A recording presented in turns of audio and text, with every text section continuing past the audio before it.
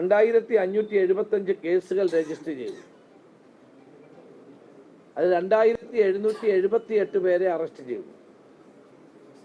ഇപ്പോൾ 1.589 kg of MDMA,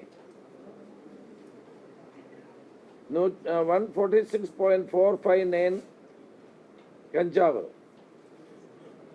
464.045 gram of hashish oil, 350.439 grams of brown sugar, 11 LSD stamps, and 141 cannabis plants.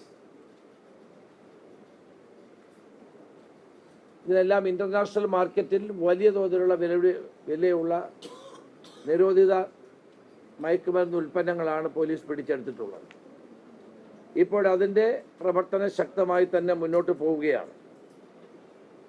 ഇതിൽ തന്നെ 2575 കേസുകൾ register ചെയ്തതിൽ 838 കേസുകൾ സ്മോൾ ക്വാണ്ടിറ്റിയാണ്, 78 കേസുകൾ മീഡിയം ക്വാണ്ടിറ്റിയാണ്, 24 കേസുകൾ കൊമേഴ്സ്യൽ ക്വാണ്ടിറ്റിയാണ്.